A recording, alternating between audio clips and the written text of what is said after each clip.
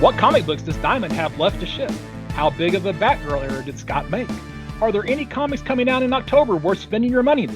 All this and more in episode 165 of the Campus Comics Cast. This is Scott Reed, and I am joined on this episode by Mike Atchison and Chad Schubert. And let's just go ahead and start with the big thing. We've received an email on our podcast at birdcomic.com, and I'm just going to not try to elaborate on this email a whole lot other than just to read it verbatim. All right, so this email came from Stella Bowman, and here's the email. Thanks for your message. Actually, that's me talking. See, I'm reading verbatim so I don't screw things up any further here. So I'm going to read my response, but the response includes the email. So thanks for your message. I want to read the email verbatim, and then we can talk about the contents. So this is from Batgirl to Oracle, the Barbara Gordon podcast at batgirl2oracle@gmail.com. That's T-O, not the number 2 in the Batgirl to Oracle. Sent to podcast at birdcomics.com. Dear Shadrach, Meshach, and Abednego, I have listened to your episode about that book, all capitalized, and wanted to write in. First, thank you for the shout out, Mike. You're right, it was a promise and a threat. I need to correct Scott on a comment he made about the continuity editorial being wishy-washy about this story and Babs getting better. I will not speak for the other characters in this book, but continuity is not wishy-washy for Babs. This has happened to her, and she continues to and will continue to carry it with her. Even the reboot that was New 52 brought that physical and mental PTSD history with her. She didn't get better. I'm afraid she has an implant in her spine that allows her to walk. That chip is pretty wishy-washy. The bullet wound is still there, and Tom King had her in a mostly wordless page, taking her shirt off, rolls eyes, to show it in Heroes in Crisis. I also think Batman killed Joker in continuity. After all, Nightwing killed Joker in Last Laugh. I heard 2/3 of you call this a good story and state that it is a must-read. I'm not objective here and hate it. But I will ask, should you separate the overall composition of a story from its really problematic elements? Higher grades means you are separating the two. Do you think this is right? Are you ignoring what happens to Barbara in order to say it's a good story? What happens to Barbara makes it a bad story.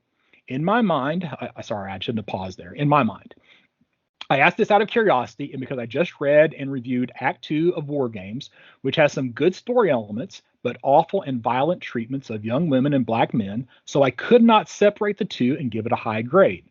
I look forward to your thoughts. Also, the tone of this email seems harsh, but I'm really just relaying facts and asking questions. I enjoyed the episode overall. Stella. Okay, that's the end of the email. So here's my response, and I'm probably, again, going to primarily just read this verbatim and try not to elaborate too much on it so I don't, again, screw things up as I'm trying to respond. So, all right, so, okay. So Shad is obviously Shadrach. I think Mike is Meshach, so that makes me Abednego. I prefer to go by our Hebrew names, Hananiah, Mishael, and Azariah. So, but anyway, that's neither here nor there. It is amazing how one's memory can fail them. I have a very distinct image of Batgirl swinging above the Gotham rooftops from New 52 issue number 1, literally saying, I got better. So after reading this message and then remembering it was Gail Simone who was the writer on that series, I realized that made almost no sense for it to occur in that issue. So I reread issue number 1, and sure enough, the phrase I got better appears nowhere in the issue, for which I'm actually glad. I did try in vain to find the reference to I got better. You can only find an interaction between Batgirl and Clue Master, and that means it was probably Stephanie Brown Batgirl speaking those words and not Barbara Gordon. I have read very little Batgirl in my comic reading history other than her appearances in other books. So I am glad to hear that they have not ignored this encounter, if it is part of continuity. Part of me wishes they had never made the Killing Joke Batman canon, but then we would have missed out on Oracle, who is my personal favorite Barbara Gordon persona. So yeah, I am completely wrong. They have not ignored this event for Barbara Gordon. Just her method of recovery is what is questionable. But hey, these are comic books, so what else should we expect? As for The Killing Joke, I personally never considered this a problematic story. I understand the trope of the girl in danger slash harm so the hero can save the day. So when Mike, aka Meshach, mentioned this almost as the opening to the discussion, it honestly put me on my heels about what we'd be talking about, including me having to justify why I give a problematic story such a high rating. So what happens to Barbara is definitely bad, but this is an excellently written and drawn comic. If bad things cannot occur in a good story, then pretty much all Batman books would be bad, since it comes out of the trauma of a young Bruce Wayne losing his parents, which is obviously bad. But to compare this story to the poster child for this topic, Green Lantern issue 54, The Girl in the Fridge, it shows the difference between an event in the hands of a good writer, Alan Moore, versus an arguably intermediate writer like Ron Mars. Another example of bad things happening is from Motor Girl, which is one of the finest comic stories that I have ever read. The whole story is based on the traumatic events experienced by the lead character. So I guess to me, whether there are or are not traumatic or problematic events in the stories will not affect my thoughts on the story either way. It is how the author uses those events to further the story. By the way, as I'm writing these notes, just subscribe to your podcast and click the download button to your War Games episode. Plan to listen to it when I get the chance. Haven't listened to it yet because I didn't want to, skew my comments based on things that you said in War Games. So thank you, Stella Bowman, for your email. If you want to learn more about all the iterations of Batgirl and Oracle, then search for Batgirl or Oracle in your favorite podcast app or visit the batmanuniverse.net online for links to this podcast, Batgirl to Oracle, and all of the other Batman Universe podcasts. I do have one more thing that I want to add to this that was not actually in my initial notes, but clearly Batgirl is probably a favorite, if not the favorite character for Stella. Definitely in the top few. And I imagine that if, let's say, there were a comic book where Steve Rogers, Captain America, were emasculated, I probably would not have very positive things to say or feel about that comic book. So I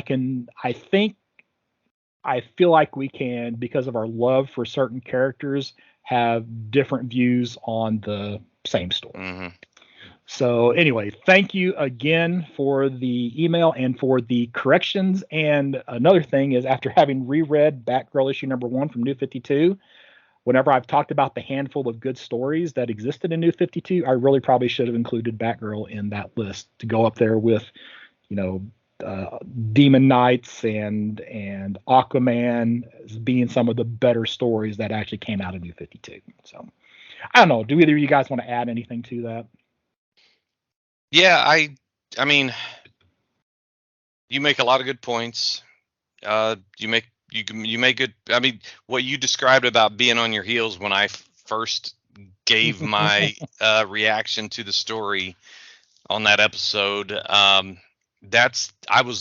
We were walking when this conversation came up, or maybe it was we were eating dinner and then we started walking. But I definitely had that same feeling of being on my heels, mostly because of ignorance of not thinking of. I had heard of the controversy, but I hadn't read this story. Like I said on that episode where we reviewed it, I hadn't read this story in 30 plus years, and looking at it through different eyes, it does change a bit, but it also, your life, your opinions, your viewpoints are influenced by all kinds of factors, the people you hang around with, the things you read, the things you learn.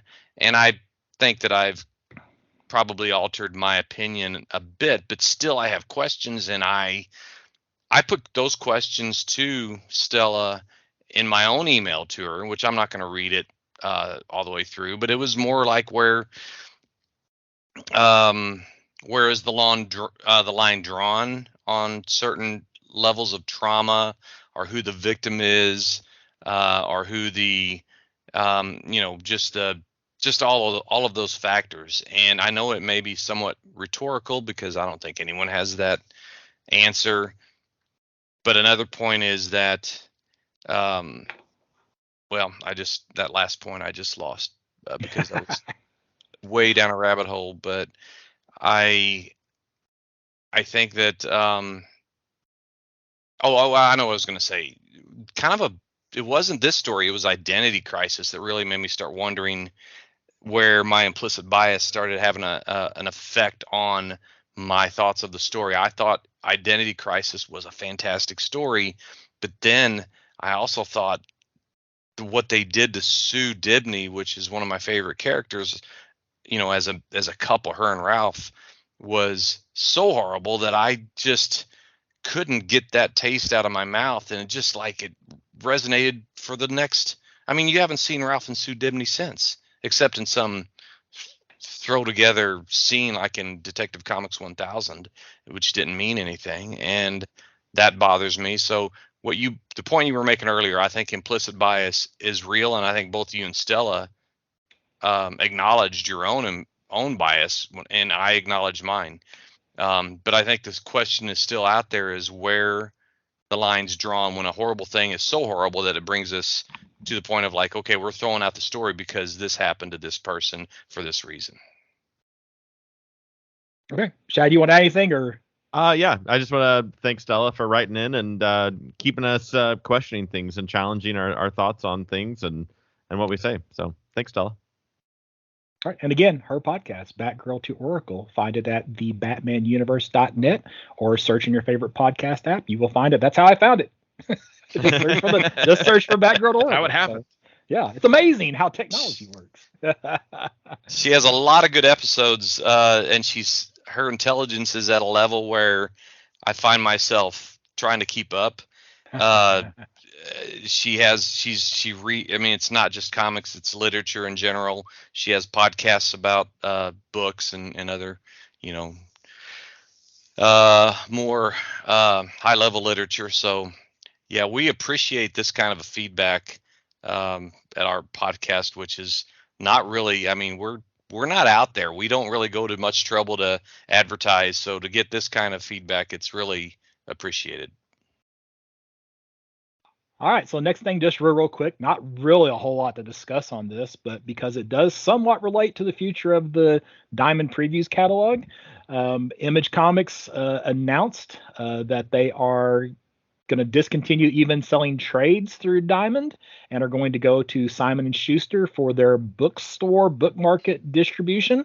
So I guess we won't even be seeing trade paperback resolicits in Diamond unless they are just going to repurchase them from Simon & Schuster. So when this announcement about Image moving to Lunar was made a few months ago, part of that announcement was that the trades for the bookstore market we're going to stay with Diamond. Now that is no longer the case.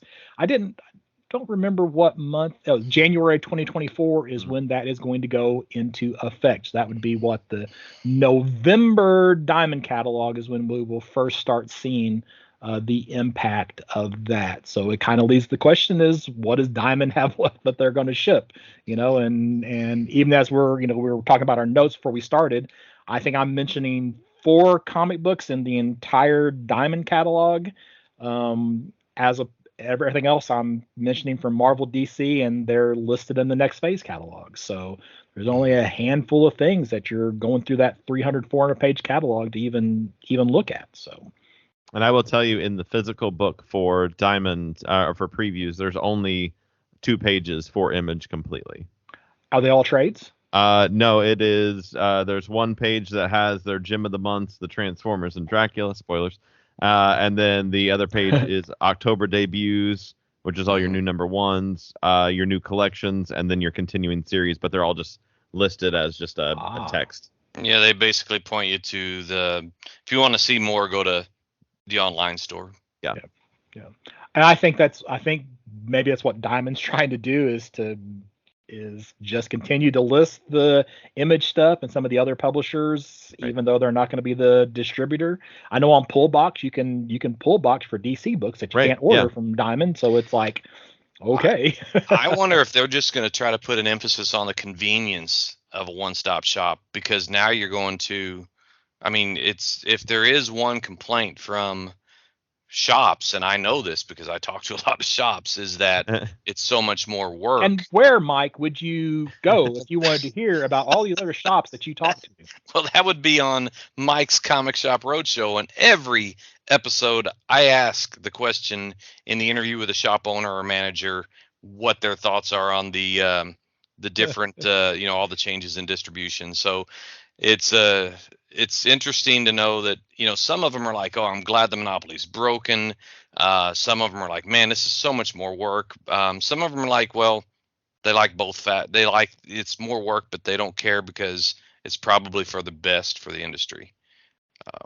So but yeah, I wonder if there isn't a maybe, because I know some shops still order through Diamond for things that they're not getting discounts for just because of the convenience. Well, I can say on last month's order, when I put in the order, anything that I could order from Lunar as opposed to Diamond, I moved it over to Lunar. So there were still some books that I couldn't order from Lunar. So those I went ahead and ordered from Diamond, but everything else that could be moved went to Lunar. So, Shad, you got anything you want to add? No, I mean, I'm just kind of watching all of this kind of do whatever it is, and as the boxes come in, going, okay, well, they shipped that a little bit better, or they did not. I mean, it's a hot mess, and it doesn't seem like it's going to get any less of a hot mess anytime soon, for sure. Yeah, I feel like Diamond's really gotten sloppy on their shipping, and I'm also personally, there's been some product that I've ordered from Diamond, and they don't ship it. And then also, you go back in and like they even like pull any record of you ordering it from your order history. They won't even leave it up there and say that they canceled it. They just delete it. Yeah. So wow. That has the self-righteous Mike Atchison turning all kinds of shades of red and angry, and I don't even deal with them. I can't imagine dealing with that. That's happened a few times. Now it's typically non-comic book items Okay. that they'll do that on, but still, absolutely. If you put in an order and you put it in before the final order cutoff, and if they're getting shorted on stuff, that's fine. Just say, be upfront about it. Or we canceled your order, but no, they kind of are just hiding the fact. So. Oh my gosh. Yep.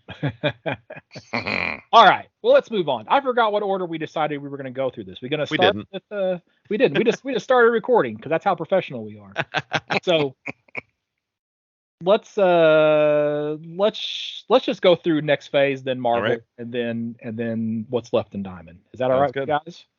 Yeah. Perfect. Okay. All right. So I haven't opened up the next phase catalog yet, so I probably should do that as I'm.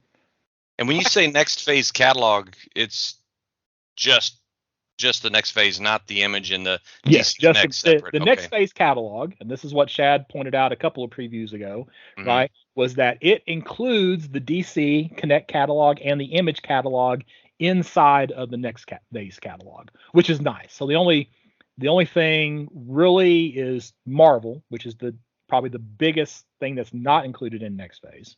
Right. All right. And then the two comic companies that are still Dynamite and Boom, which I guess are still exclusive to Diamond, but everything else. And then the back of the book, the rest of it for Diamond, the smaller publishers that haven't moved over to Lunar either because they can't, or Lunar won't accept right. their stuff for publishing. And then all the statues and all that stuff is typically not in the next phase catalog as well. So let me see here. Where is that catalog at? Is this it? Oh, here it is. Okay. All right. So first in the next phase catalog is what? I'm still scrolling. Ahoy. Hey, Ahoy. So all right, let me get my notes going. I'm still such a mess right now. I've got too many files open and all kinds of stuff. So Ahoy. All right, page 5. Project Cryptid issue number 2.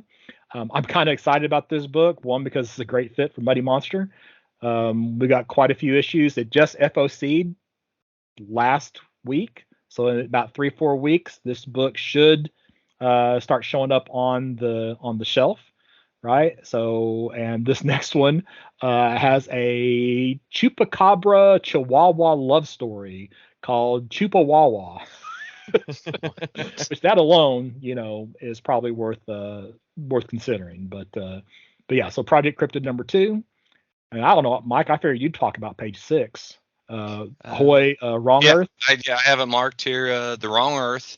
We Could Be Heroes number 1. So it's a new, I guess, mini or spin-off or whatever. Just the next subsequent story in this overall story of Tom Pyre and Jamal Igle. And I am so far behind on this reading, but I've been buying every single Wrong Earth iteration for 3 years, I bet now. So I'll be getting this one. It's been going for a while, and Jamal Eigel's such an excellent artist. So. Oh man, he sure is. Yep. My next thing's not till 19, which is Black Mass Studios. So, if you guys have anything before 19, you're past that. Okay, so Black Mass Studios. This is something that is definitely not for everybody. But we have a Faust hardcover. So back in the late 80s, this book came out that kind of like, really to me, the character is kind of like a borderline Wolverine ripoff because he's like the clawed person who goes around, but it's very gory and graphic and it's definitely not for kids. Black and white, written by David Quinn, art by Tim Vigil. I just remember this book. I think the first time I bought an issue, this is back when it was still Campus Comics up on the Strip in Carbondale, and like the guy behind the counter is like, "Are you sure you want this?" It's like, yeah, I think I do. And so it's just been crazy. They made a movie about it even, but now they are actually reprinting that story. Apparently there was a Kickstarter, and now Faust is actually going to see print as a hardcover. So not cheap, $90 for 500 pages. But yeah. Then my next thing's 27. So I'm in DC. Yeah, me too. Wow, you guys didn't have anything from the front of this. Okay, well, so page 27. This is from Clover Press, and they are doing some David Mack portfolios. So they have basically like a coffee table style book that's just full of David Mack art. And then they're doing a couple of 12 print portfolio sets, one of some of his Daredevil work, and then another of some of his other Marvel Universe work, which also includes some characters that are actually from Daredevil. But so fans of David Mack, this is something that looks pretty cool. These prints that Marvel does, or I guess Clover Press does, they're pretty high quality. And these are actually a little larger than some of the ones that they have done previously.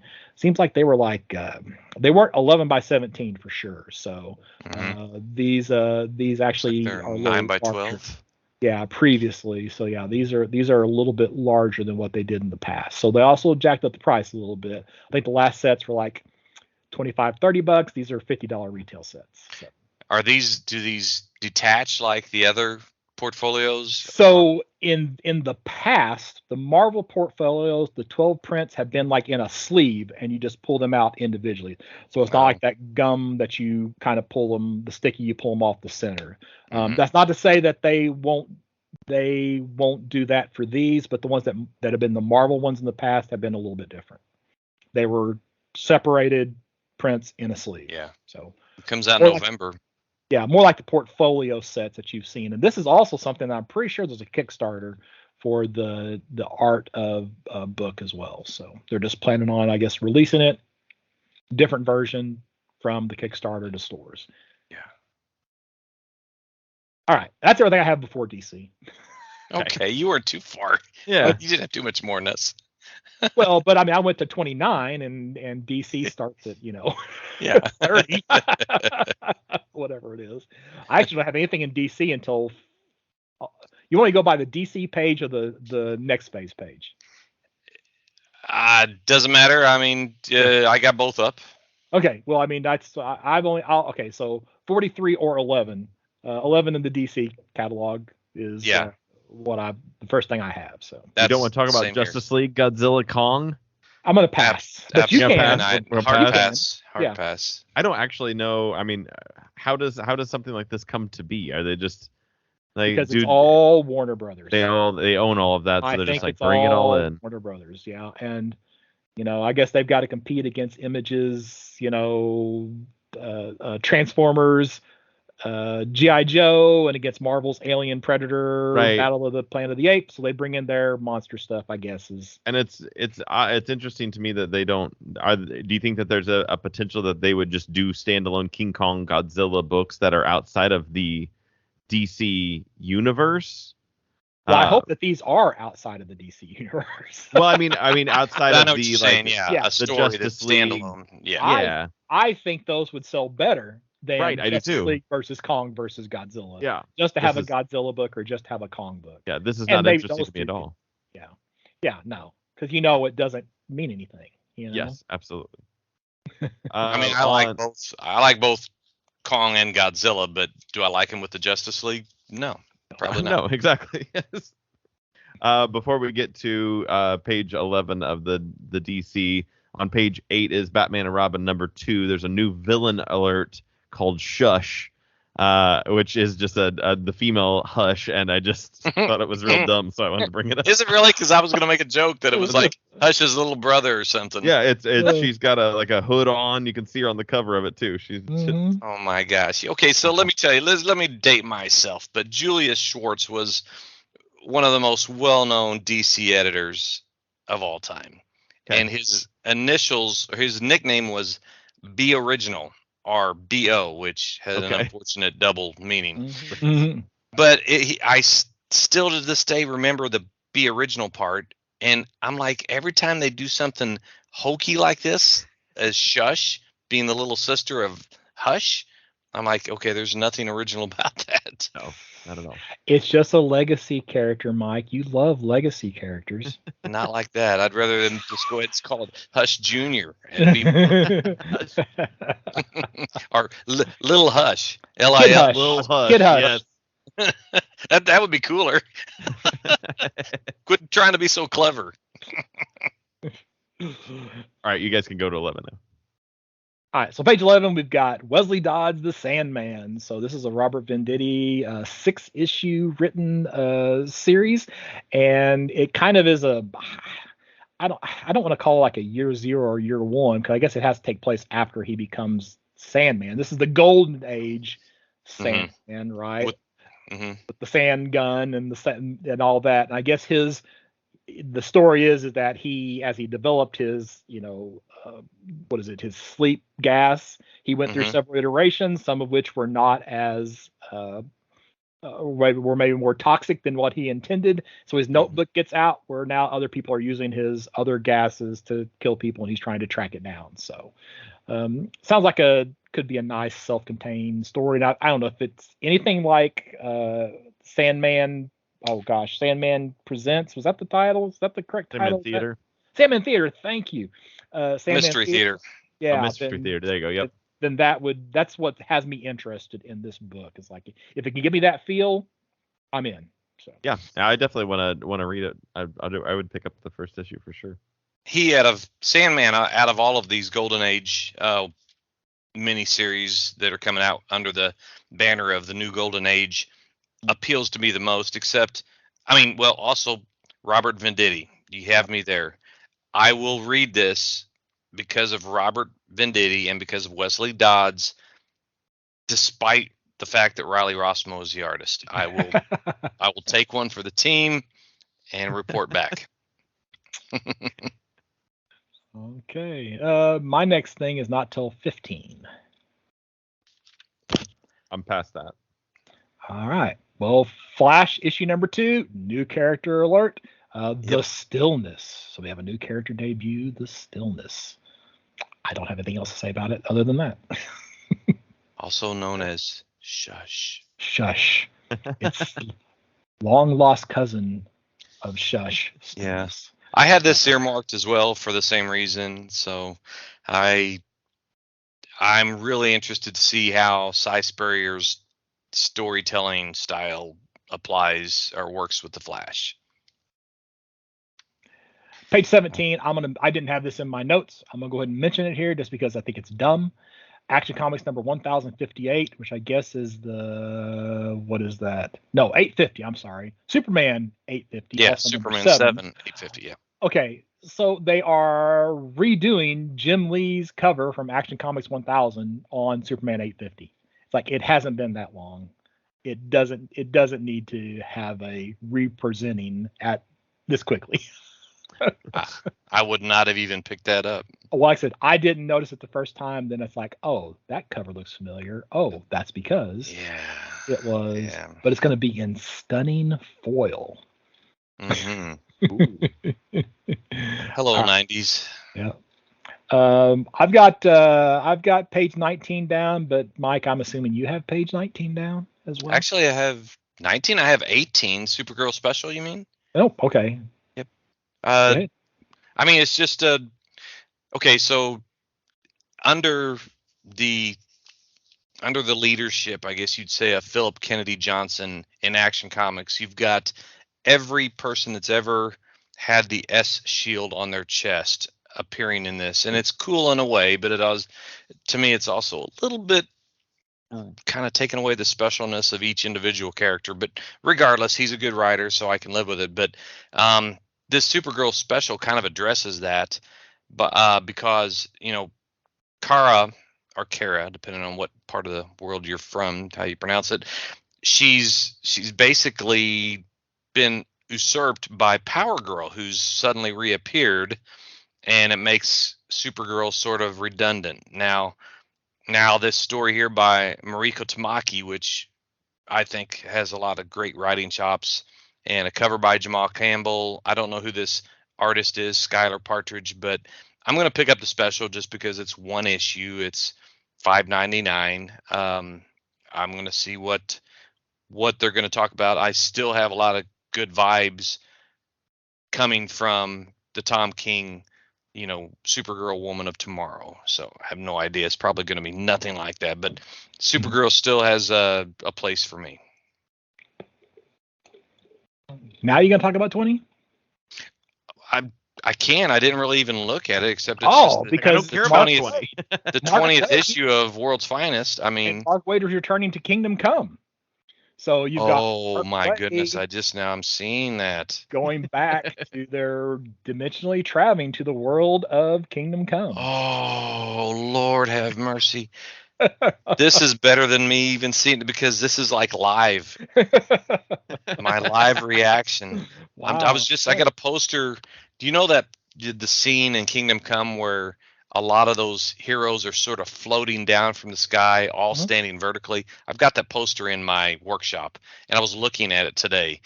And I mean, what a little bit of providence here.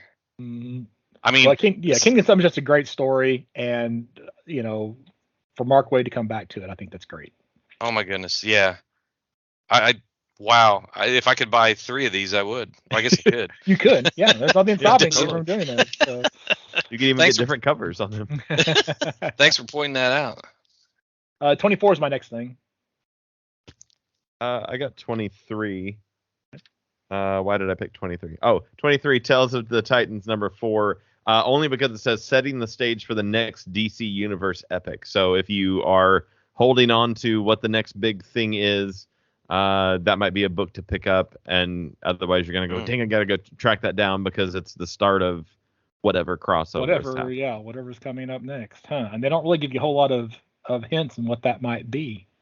No, not really. That's interesting. That's a good point. You guys are good at picking up these banners. I don't see it when I look. But, Beast Boy was one of the original 4 new, quote-unquote, new Titans of the new Teen Titans back in 1980, even though he had been around before. He was called Changeling at that point anyway. Yeah, that's right, and I like that he still has the red and white costume. I just am not a big fan of the pointed ears. I mean, maybe there's a story that explains that, but otherwise I think it's just they wanted to make him look more beastly. Yeah, it's one of those things where I feel like he's a shapeshifter. He could do his ears however he wanted to. Yeah. Good point. Maybe he just likes them that way. Maybe, yeah. I really think that was. I think that's a. Shad, you're always the most generous of us. Maybe he wants it that way. I think that's a holdover from New 52 because I really feel like the Pointed Ear started in New 52. Oh, okay. But I'm not. Again, we know how reliable my memory is. I would like Hank Pym. I like Hank, not Hank Pym. Hank, the Beast Hank. What's his last name? Yes. McCoy. McCoy. Yeah. I'd love for him to meet Beast Boy. I mean, how did they not make that happen in Amalgam Comics? Page 24, Green Lantern number 4, a new character debut, Sin Sun. I guess, I don't know, with it being Sinestro, after Sinestro, meet the all-new character, Sin Sun. Okay. Oh, because it's a prelude story to the upcoming Sinister Sons by Peter Tomasi and David LaFontaine. I can't even pronounce the last name. So.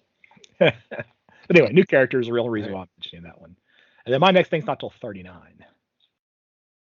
27. Just point out that if you are into the Aquaman movies, the Aquaman and Lost Kingdom special number 1 is in the catalog on page 27 that bridges the gap between the two movies. I'm sure it's riveting. I mean, after the Flash after credit scene, post credit scene, I'm for sure going to watch it. Yeah, it's probably. Man, I hope that this comic is just puddle. Yeah. Yeah, it's just him coming out of the puddle. That'd be perfect. I don't have any more in DC. I've only got one more thing. So on page 39, we have the final issue of Peacemaker Tries Hard. And the only reason I'm even mentioning this is because I missed it initially and actually didn't see this until the Diamond catalog. Kyle Starks is actually doing a 1 in 25 variant. It's the one on the right. It's the middle one. That's a Kyle Starks variant cover. Really? So yeah, it's a 1 in 25. So I'll probably have to get that someplace else. But I am going to try to pick that up. So I'm looking at the cover and I see Peacemaker, of course. I see Deathstroke. I see the Brain and Monsieur Mallah. But the guy at the bottom with the beard, he looks like an old Mr. Incredible. I thought it was Alan Moore. Oh, could have been. I don't know. I've been picking up this series by Kyle Starks. I haven't read it yet, but I'm sure. Yeah, I have all the issues, and I haven't read a single one of them yet. But I am going to sit down and read it at some point. And I'm assuming this is more of the HBO Max Peacemaker, but who knows? Maybe I'm wrong because I haven't read any of them yet. So. Back on page 30, I do have one more in DC. Is Batman City of Madness #1, written and drawn by Christian Ward. I have no idea who Christian Ward is, but it's a 3-issue Batman horror story, which starts in spooky time. This is October books, so it's perfect. And it's the return of the Court of Owls. So if you are a fan of Court of Owls, I thought that was something to point out, especially because you never know when Court of Owls are going to show up anywhere, it seems like. Sometimes they're hot and people like them, and sometimes people are like, let's forget about them. All right. Let's see. My next thing is I didn't put the page. It's in Distillery, which I think might be next. Okay. Oh, I thought it was Image, but no, it is Distillery. Yeah. Yeah, they only have the one thing, I guess. Oh no, I guess there's Drawn and Quartered is next, which I didn't have anything in there. Distillery. So there's a new book, Gone, written and drawn and creator-owned project from Jock. I guess it's his first of any of those. So.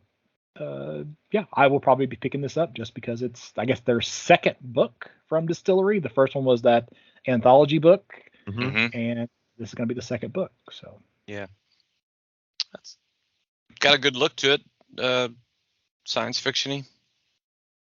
Yeah, and Jock. I mean, yeah, I still haven't read anything that Jock has written. I know that he did the that Batman story, but and I own it, but I have not read it. Read it. Haven't me too. But I always like his artwork. 105 is my next thing.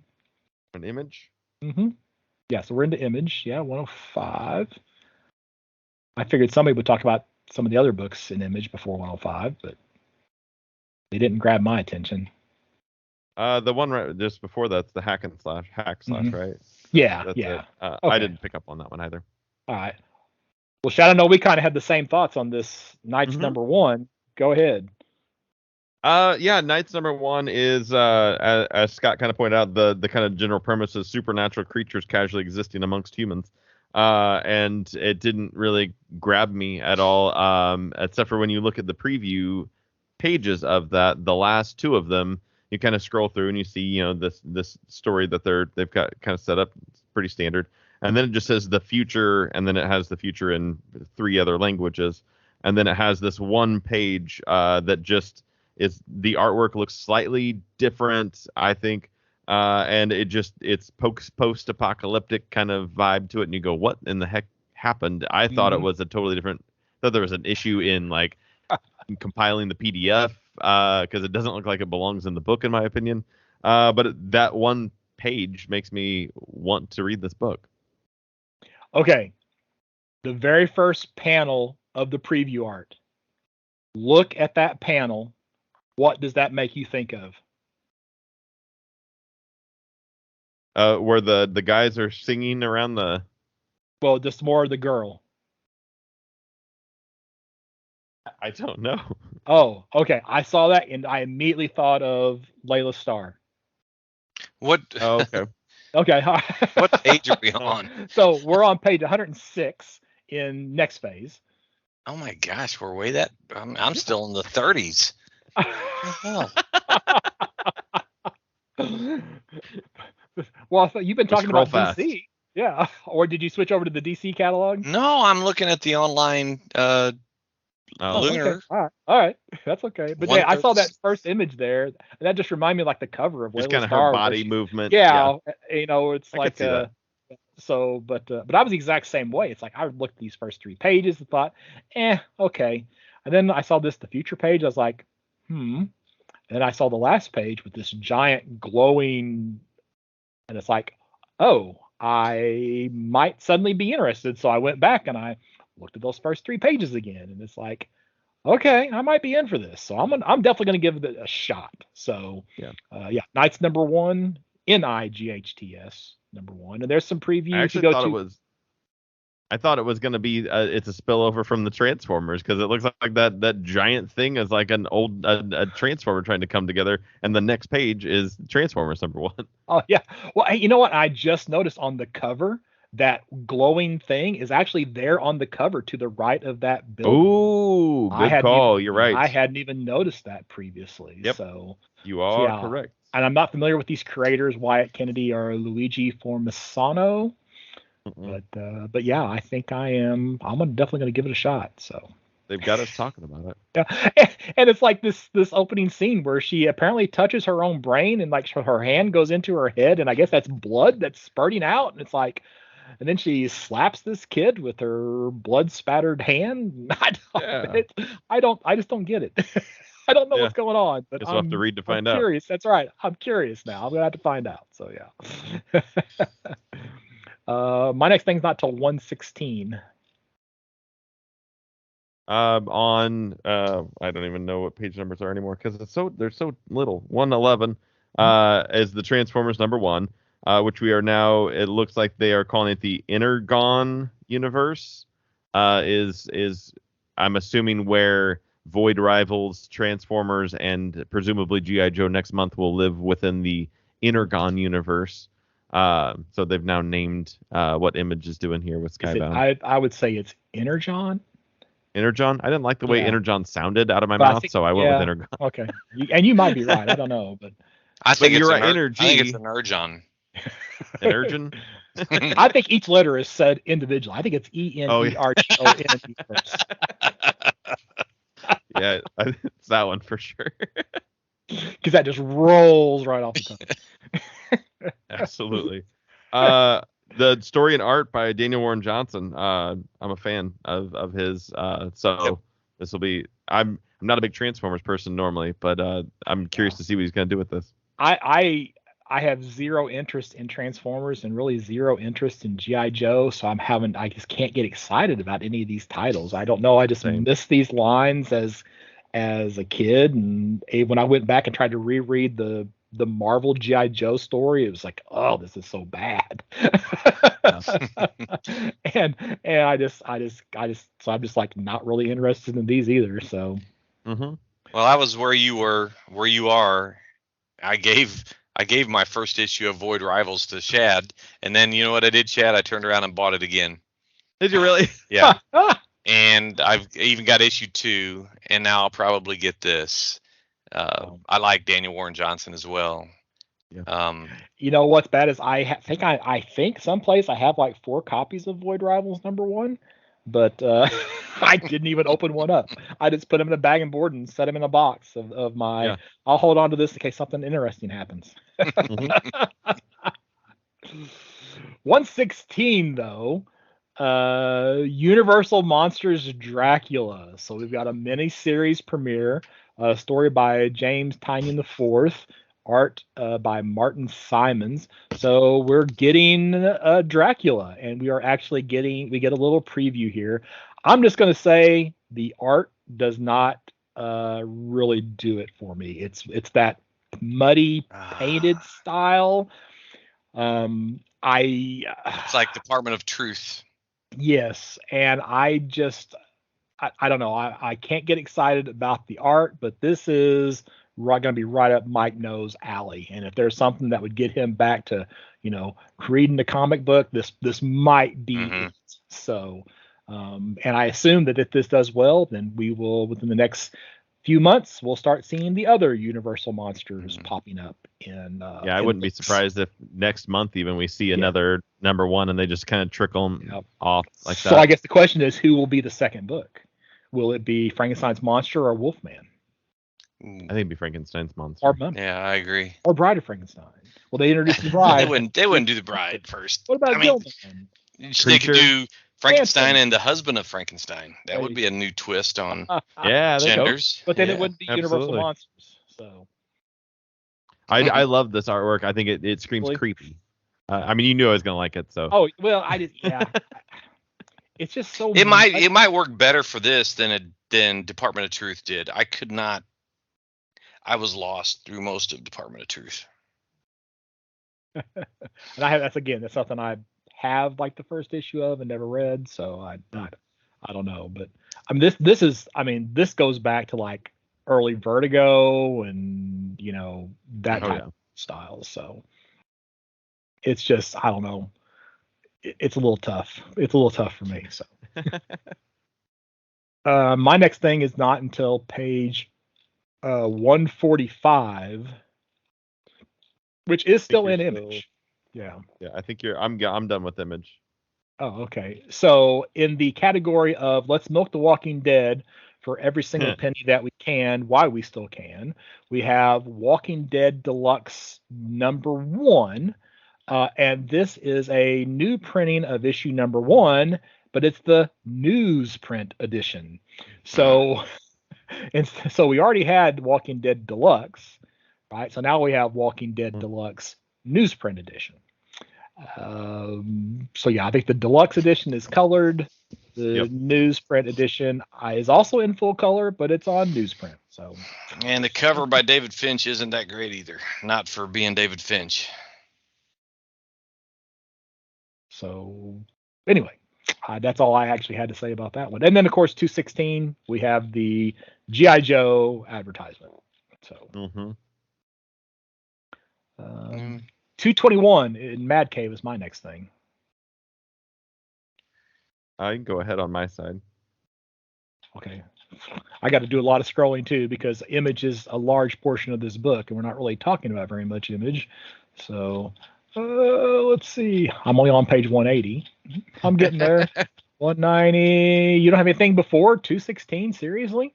Or 221? Well, I did all my main stuff in previews, so I'm converting over to Lunar. Okay, I'm sorry. So that's my fault. That's my fault. I can say that the Infield Gang Massacre, I've been buying it, and that's all I can say. You haven't been reading it, but you've been buying it. I was gonna say, how is it? It looks cool. It's like a Western, and it's soliciting issue 3 of 6, so someday I'll get caught up. All right, so from Mad Cave, we have The Devil That Wears My Face, issue #1. This is a new series written by David Papose, art by Alex Cormack. I think what throws me is the time period for this book. So it's an exorcism story, but it's set in 1740. So it's like I would think of this being like in the 1500s or like a modern exorcism story, but no, it's set in 1740. We have an exorcism story tying back to the Legion. So it just jumped out at me for some reason. I don't know if I'm going to order this or not, but it was enough to catch my attention. So Yeah, now that I've caught up, I did have that flagged as well. It was I thought the concept was cool that it was essentially that it was, as it describes, its Face Off meets The Exorcist, is that the demon legion takes over the body, and then the actual spirit of the person has to find another host in order to meet with the demon in their body in real life. It was like, okay, I mean, that's a lot more elaborate than your typical exorcism story. Right. Yeah, it's usually more of a coexistence type of a thing as opposed to a completely like kicking out the owner. Yes. Yeah. Well, Mad Cave is doing a good job, I think, pulling in good creators and putting out some good comics. I mean, we started this endeavor with the first one we read was the Nottingham story, right? So they've done pretty good. My next thing's 271 in Scout, so I don't really have much till then. So whatever I you had guys have. On page 232. I don't know where you're at, Atch, but from Oni Press is The Man from Maybe #1. And I just liked the artwork, honestly.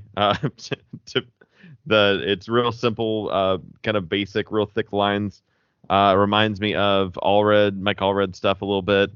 And it's the artist is Shaky Kane on there, written by Jordan Thomas, and it says, in the dry and dead future that's coming, all life belongs to Oppenheimer obsessed billionaire Harvard Denny and his corporate scavengers from Smile, who pillage the wastelands in search of atomic contraband.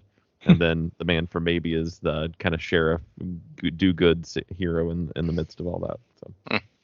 Well, also in Oni Press is The Little Red Wolf trade paperback. I haven't seen this anywhere in single issues.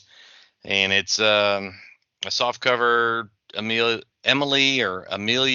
Fletchel's haunting fairy tale for children and adults alike. Just kind of flips the whole script on Little Red Riding Hood and the wolf. So I don't know. I've been reading fables, so maybe that's maybe that's what's drawn me to this. It'll get your brain on that for sure. Absolutely. Yeah. Anything else before 271? No, I don't think so. Okay, this is the absurdity of the catalog to me. This is from Source Point. No, this is from Scout Comics. Coffee. So they have comics on coffee. Joker Blueberry Blast, a 12-ounce bag. So we have an FOC date for coffee, and then they also have Scarecrow Fear the Pumpkin Spice, also a 12-ounce bag. So I was actually going to order some. It's going to stink up the entire shipment. Oh my! Yeah, it will. All comics going to smell like coffee. Hopefully they'll put it in a different box. It'll be like Ziploc or something in there. Yeah, I just thought that was bizarre. I just don't know. That is the word for it. It's bizarre. But I mean, the novelty of it made me go, "Ooh, I want to order that." I thought that for about 3 seconds, and then it's like, no. My last thing is on page 298 in the Next Phase catalog. I think that I'm done in Next Phase. I want to mention, because I've been on a Mars kick. I've been buying Traveling to Mars. I've been buying Fear of a Red Planet, and now I see whoever was putting out that coffee. What publisher is that? Scout is putting out something called A Haunting on Mars by Zach Chapman and Rory Coleman. It's Mars is a wasteland, a dead colony founded by a dead billionaire, and holding darkness and secrets within. So maybe I'll just keep up the trend and get this. To page 298, we have Homestead #1. I'm mentioning this book because the interior and cover artist is Leslin and Garner, who will actually be at Berg Comics Con on September 2nd in Harrisburg, Illinois.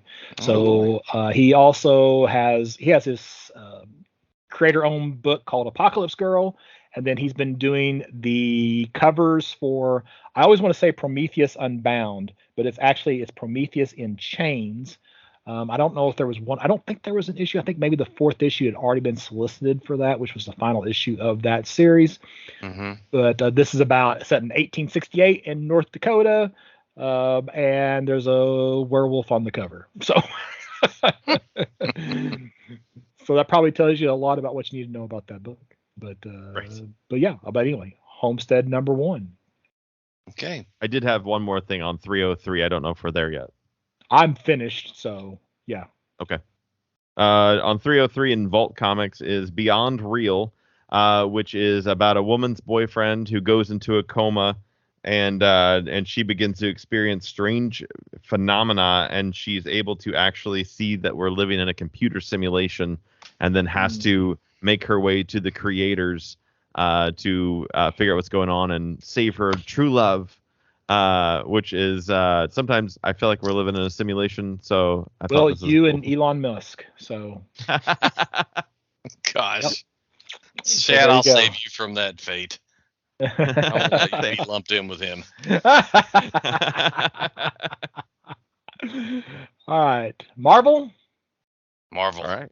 Marvel. All right. So anybody have anything before page 7? Nope, that's what I have open. Okay, so we'll go ahead. I'm not the most qualified person to speak on this, but I will say the With title, Jonathan Hickman writing, who is? Yes, that's it. That's what I was going to say. It's called Gods as an acronym, GODS, and the tagline here is Hickman reinvents the cosmology of the Marvel Universe. That's the part that kind of caught my eye. I thought, we'll see what he can come up with here to explain the Marvel Universe, and it might be worth picking up. Yeah, that's what scares me about that. Yeah, well, nobody's going to be able to understand it. You can't break something that's already broken. I'm speaking more on DC than Marvel, but okay. There are a bunch of new #1s from Marvel. Captain Marvel, Ultimate, Universal, Spider-Boy, She-Hulk, White Widow, Carnage. It just goes on and on and on and on. None of them really stood out to me as worth mentioning. Do any of them stand out to any of you worth mentioning? No. I didn't know that Spider-Boy exists, so that one caught my attention only because it was like, oh, Spider-Man had a sidekick at one point in time? Well, did you read the solicit?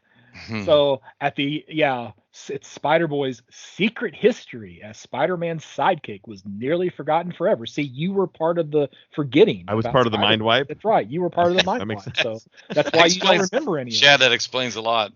Yeah. Explains a lot. Hey, they deleted that out of. Don't you remember when I talked to you the other day? The only Spider-Boy I'm aware of is from Amalgam Comics. It was the Superboy Spider-Man mashup. Oh, okay. Oh gosh. This is just one of those variant things that for some reason took off. Like when we went to we were at the comic shop in Gulf Shores, Mike. Mm-hmm. They had a graded copy of Spider-Boy's first appearance on their back wall because it all of a sudden shot up in value. So it's what should be like a $50-$60 book graded is now a $175 book because it has the first appearance of Spider-Boy, and I had no idea, didn't know anything about it until just before that trip down there to Gulf Shores. So I know we're past it since you're talking about Spider-Boy, but the Ultimate Universe, didn't we have this issue 1 already, or was it called something else? It was something else. So this is a second series, and I think it even says Ultimate Invasion was the first series. Oh, Invasion. Second. Yeah. This is the second series, Ultimate Universe. Same creators. You got Hickman and Hitch. Yep. Okay. Well, now that I know that. That's right. So I ignored Ultimate Invasion. I'm probably going to ignore Ultimate Universe as well. And then we're going to the page 14, again, am I losing my mind? But didn't we just start a new She-Hulk series? And now on page 14, we got Sensational She-Hulk #1. Well, I'm sure it's just a new creative team, so a new #1. No, it's Rainbow They Rowell. probably got She's to like been on- 4 or something. Oh, is it? Oh, okay. That's the part that threw me off. It's not a new creative team. Oh, well, then I don't know. Anyway, I mean, I've heard a lot. I mean, it's one of those stories. I'm going to get on the Marvel Ultimate app and read some Rainbow Rowell She-Hulk because I've heard so much good about it. But this just confused me. I hadn't been paying any attention to what was going on with She-Hulk, so I just assumed this was just a new title. So Yeah, That is their trick. They want you to forget and be confused so that you just buy the next book. that's right. for me, it's not hard to do. My next thing's 22. Yeah. So once again, we have Classified. Now we're up to issue number 3 of Classified, not the actual title. And it says, stay tuned, more information and the actual title in July. Well, that's what it said back in May or June, that we're going to get the title in July. So do they mean July 2024 and they were advertising this 13 months in advance? Or did somebody not check the print and correct that? So yeah, it's to the point of being I like now. I like how they have it in it's issue 3 of 4 with the asterisk, and the asterisk means not actual title. Yep. Just in case you were worried. Yeah. And it's great art, by the way. That's right. It's like those posters, Yeah. Yes. My only other thing in Marvel is on page 45. I got a couple just things to point out because it's spooky season. So on 24, we've got Marvel Zombies, Black, White, and Blood. This one makes sense for a black and white. If you like the Marvel Zombies, this could be for you. I don't read them, but it could be for somebody. On page 26 is the Crypt of Shadows #1, which it seems like it's a story with an anthology story with the amount of people on the team, but it doesn't say that. It just kind of has a general premise behind it as far as what they're doing on plot. But if you're just wanting some Marvel Halloween stories, that's there. And then on 27, well, the Crypt of Shadows is just to keep that trademark, I think. Keep that name, right? To have yeah, a Crypt of Shadows comic. Yeah. I figured as much. Yeah. And then on 27 is Cap Wolf and the Howling Commandos #1.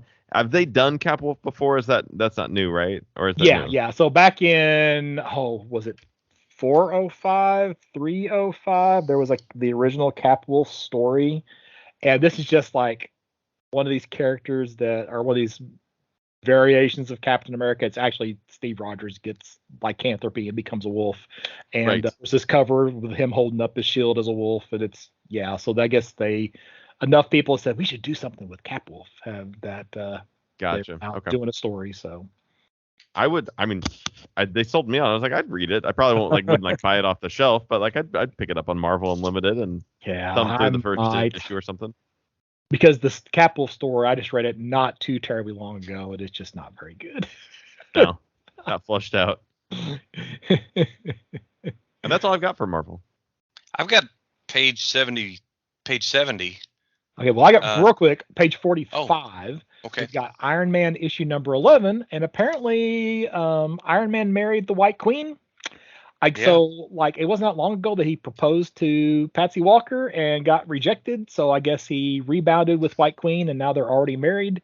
I missed all that. So wait, yeah, is White Queen the same person as Emma Frost? Yes. Okay. I thought, okay, well, we've got 3 people he's engaged to marrying. I'm sorry. Emma Frost is the White Queen. Okay. She's known as the White Queen from being in the Hellfire Club. So I guess it's going to make Iron Man the Black King.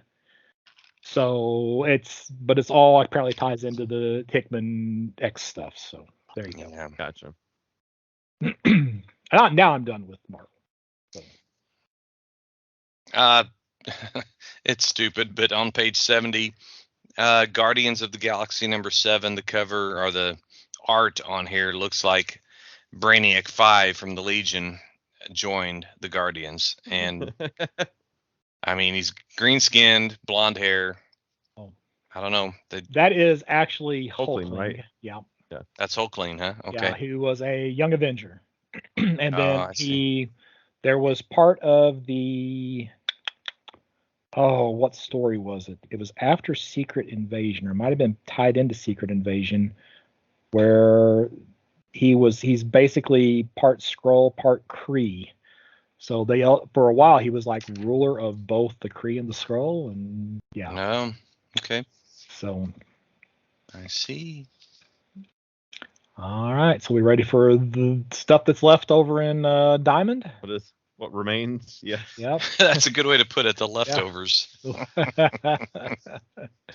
Boom. We've got.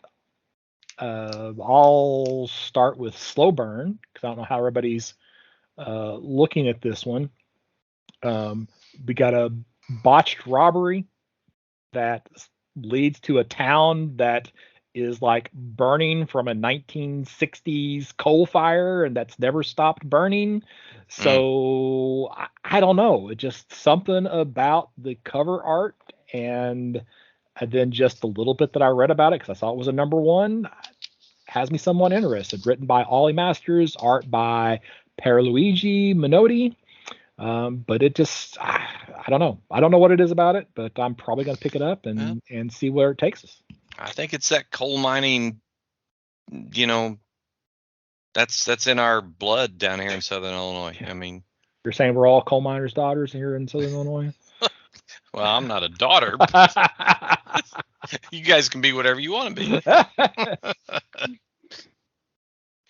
I'm on not too far away from page 44, which you might recognize Scott Abbott. Abbott. Mm-hmm. 1979, #1 of 5, written by Saladin Ahmed and illustrated by Sammy Cavella. But anyway, we years ago, well, I don't know about years, but a year and a half maybe ago, the three of us, Dan was on the podcast at the time. We reviewed the first volume of Abbott, and we really liked it. And that was like, I think it was set in 1973 maybe. And now it's kind of fast forward. This is the third one. There was Abbott. We covered the other one like 6 months ago or so. Yeah, so there was Abbott, which is actually set in 1970. Then there was Abbott 1973, and now we've got Abbott 1979. Okay. Oh my gosh, we've done this 3 times. Oh, or twice before. Okay. We've done it twice, yeah. Oh boy. Okay, anyway, but it's kind of required reading now. We're gonna have to go ahead and get this because we're gonna be reviewing it someday. Well, I don't know. I mean, I wasn't so blown away by the others that I feel like I have to read this third one. Yeah. I had it down just because of the fact that we had talked about it before, but I don't know that I'm. So let's see, Abbott 1973 we did on episode 119 of the Campus Comics Cast. Okay. Back in January 22nd of 2022. Okay. And I can't go farther back than that, so. We really need to index our shows. Yeah, I'll get right on. I started it. No, Shad is the indexer. He's the spreadsheet guy. I've got a spreadsheet for that. Do you? Oh man! And we should start when we grade stuff. We got to start putting down. I thought about that. That would require me to listen to them. That was the thing that I had thought about doing was the actual grading. Yeah. Yeah. Maybe moving forward. Maybe we should just start that moving forward. There you go. Good idea. Yeah. That's a better idea. I'm done with Boom. Yeah, I am as well. Okay. I don't have anything in Dynamite other than. I just have. I was just going to say Dynamite got moved down. So like I'm on the pull box page. I'm not in the catalog. I'm on the Diamond pull box page for the rest of this. And they actually list it goes DC then Marvel before Dynamite, even though Diamond doesn't have DC or Marvel. You would think that they would be putting Dynamite way up there at the top. But apparently, I don't know. So that makes me think that Dynamite may not be long for Diamond as well. So. Oh boy. Wow. They've got a little bit more power to negotiate. I feel like now that they've got their Disney titles on them, they've got a little bit more moving power. I was only going to comment on there's a little narrative piece in the middle of Dynamite talking. It's an interview with Sarah Frazetta, was his name Frank Frazetta? Frank, yeah. Yeah, his granddaughter. So if nothing makes you feel old, like, seeing the photograph of Frazetta's granddaughter, I'm like, oh my gosh, this is dating me big time, because he's one of the all-time best graphic artists that, the fantasy artist. And now we have his granddaughter is heading up a new series. So I'm actually getting the Fire and Ice series that's written by Bill Willingham. I've only got the first issue and I haven't read it yet. I've got on in Dynamite the Gargoyles Halloween special, just because I want to talk about all things Halloween. And it's and yeah, so they might as well cash in on a Halloween special for Gargoyles. They are a spooky creature, and it's Halloween night in Manhattan, and it's the only time when gargoyles can roam around the city. What could go wrong? So that's that. There's an Alice Cooper #1 if you're into Alice Cooper, rock music. Satan. Hey, he's going to be in Paducah on October 13th, Friday the 13th. Oh yeah, if you're into Alice Cooper, yeah. No kidding. At the Carson Center. Oh. Yeah, just FYI. And Abbott, the first volume we reviewed on episode 96. That was Dan's last episode. Oh, was it? Yes. Wow. Let's see. My next thing's I have something in a blaze. Actually, I have two things in a blaze, and actually, my first thing in a blaze is to ask Shad if he was going to talk about this. So, which is Prism #1. Oh yeah, I made some notes on Prism. So yeah, that's the only reason why I'm mentioning it, because I thought you would be interested in it.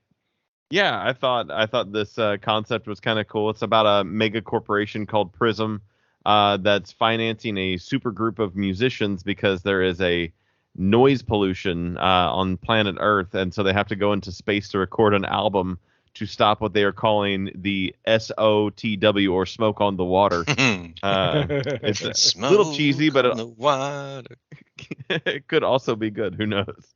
It's riding the line of good concept and goofy concept. I had it earmarked for the same reason, because I thought you would be wanting to talk about it, Shad. Well, thanks guys for thinking of me. I've only got one more thing, so I've just got whole book. I've already mentioned this, but on page 186 in the big book is Traveling to Mars #11. I think it's just a 12-issue series, but it's by Mark Russell and artist Robert Melly, and it's already won a bunch of awards. It's won some Eisners. Maybe it's just been nominated. I'm not sure, but it is really, really, really good. It's kind of dark, but that's Russell for you. But it definitely makes you think about Earth and what's in its future. Gosh, I didn't mean to bring such a downer on everybody. Yeah, I was going to mention my last thing here from Ablaze. We have, and this is actually a graphic novel. I think was this individual issues? I don't know. I'm not for sure if this was individual issues and I just missed it, or if this is just going to be a graphic novel. This is the first time it's actually been released, but it's Tolkien Lighting Up the Darkness. So this kind of tells the story of J.R.R. Tolkien, like his time he spent in World War I, and kind of how it impacted him. I'm not for sure, again, how I assume it's going to be fairly historically accurate. My oldest son is a huge Tolkien fan. I'm probably going to grab this for him for sure, and I don't know if I'll sneak in and try to read it maybe before I actually hand it off to him or not. But Tolkien Lighting Up the Darkness from Ablaze. Okay. My last comment is on 285. It's Illuminations Stories by Alan Moore, and it's his first ever short story collection. I haven't read anything, by him, anything new by him. I think Prometheus might be the newest thing I've read, and it's a prose anthology for $20, and it's probably worth it. It's like 464 pages. So there you have it. And I've got a couple of things to finish out the listing. From Massive is a book called Hellacious, and we've got a number 1 for it. It's about the devil's prankster granddaughter who's looking for a friend, and she finds this Satan worshiping rock star who's supposed to be dying soon. That she's like, yeah, that's gonna be my friend when he gets to hell, and he ends up being able to go to heaven instead, and she has to do something about the fact that he's moving on to a different place than where she was looking forward to. So I thought that was a cute little concept for that. And then IDW actually has a neat sounding new number 1 called Beneath the Trees Where Nobody Sees, and is in the art styles of like the Little World of Richard Scarry kind of. I don't know if anybody remembers that, or the Little Town or whatever it is. And it's about a guy who's a killer, and the only rule is like the townspeople are like, you can't kill anybody in the town. So like he can kill and bury any bodies within the town as long as they're visitors from outside of the town. And I was like, oh, that's kind of a weird kind of almost like The Village kind of thought process there. Then there is a Are You Afraid of the Dark? I love it. Yeah, heck yeah. Are You Afraid of the Dark, which is a kids TV show that I grew up watching. They're doing I don't know if they're adaptations or if they're just using that branding of Are You Afraid of the Dark, but they're doing volume 1, The Tale of the Witch's Wings. I thought it was a great idea for like an all ages kind of horror not graphic novel series, and to just adapt. There we go. The stories from the TV show would be great. There's like 4 or 6 seasons. I don't know. There's a lot of them right there, and just to be able to have them in graphic novel form, your favorite Are You Afraid of the Dark story would be kind of cool. And finally, there's a Dracula and a Frankenstein graphic novel adaptations, which is primarily just a monster sighting. That's on 372 in the big book, and I don't even remember who is publishing that. But I can find out real quick as I am turning the page. Oh, Magnetic is doing it. They always do those kind of adaptations of things. And that's it for me. All right. Do we have any things you're looking particularly forward to? Chad, so what are you most looking forward to? And was this September, October? I would say I'm interested. I'm looking forward to the Dracula number 1, the Universal Monsters : Dracula. Mike, what about you? Well, since you pointed it out to me, I'm looking forward to Batman Superman World's Finest number 12, which brings back the world of now I've lost Kingdom Come. Yeah. I think it's issue 20, by the way. I'm sorry, yeah, 20. Okay. I am looking forward to that Wesley Dodds Sandman story. I'm just hoping it's Sandman Mystery Theater vibe again, because I love that story, and I would love to get some more of that. That at least felt like that. So yeah. You guys have any investment picks? Anything you're going to pick up just in case? I mean, it's like a lottery. I mean, I could recommend you go to any particular store to buy a lottery ticket and have the same luck here, but I'm going to say Flash number 2, there's a new character alert. And Flash usually has cool, rogues characters, or, people that, is a supporting cast. So you never know. Shad, what about you? You're not really digging on what was it, Shush? You don't think Shush is going to be the new character that's really going to break through? I'm shushing up about Shush. I would say as opposed to shushing. Right. I agree with Mike. It is definitely just you might as well just go buy a lottery ticket. But Transformers number 1, just trying to see what Image is going to do with that universe. I'm sure that there's going to be something that's going to be a potential hot book with that. I'm going to go with Knights number 1 for 2 reasons. One, because I wrote it off and I looked at those 2 pages and all of a sudden I was like, boom, I'm back in. But also any of those stories that they are telling simultaneously from 2 different timelines, also is something that I think works well for TV. So I think you will hear about this being optioned really, really quickly. And so for that reason, I'll probably pick up 4 to 6 copies and just stick them someplace and see what happens. So That's a good call. So Shad, what do we got coming up on the episode 166? Well, on 166, we're going to do what we were going to do on 165, which is we're going to cover issues 1 through 4 of Molly Danger, or issue Free Comic Book Day and 2 through 4 of Molly Danger. And then we are going to be covering the first 5 of Wonder Woman, which is All-Star Comics number 8, and then Sensational Comics number 1 through 4. All right. And Mike, if somebody wanted to reach out to you beside podcasts at birdcomics.com, where would they do that at? The best place, well, the 2 best places would be m.atchison90@gmail.com or Mike Atchison5 on X. Yeah. AKA I was hoping you were going to switch that Twitter. over. What the hell? I don't even know. Mike's taking up a new career to supplement his income, so that's why you'll find him at x.com. That's good. Shad, what about you? You can find me on Facebook normally at Shad Schubert. That's SHAADSCHUBERT. And of course, check out Shad and Thomas and whatever we're up to. And I'm Scott Reed. You can find me at burgcomics.com, BURG comics.com. And less than a month away, September 2nd, is Berg Comics Con 2023, where we will have, I'm pretty excited about Mark Spears. He's been a cover artist for several Spawn titles, and he's also really does a lot of Universal Monsters style artwork as well. So he's going to be our featured guest. We have several artists with pro work, Joe Dodd, Justin Holman, Leslin and Garner, even Matt Miller now has got some work for Keen Spot.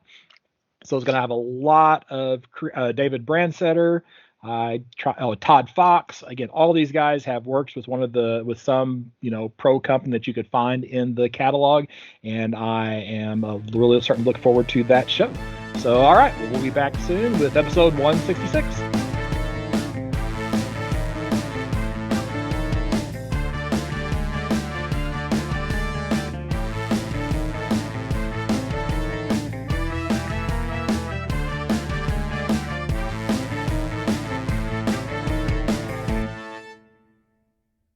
Kind of behind the scenes, doesn't really affect anything. And then do we want to start doing I guess the question is, do we want to change the order of the catalogs?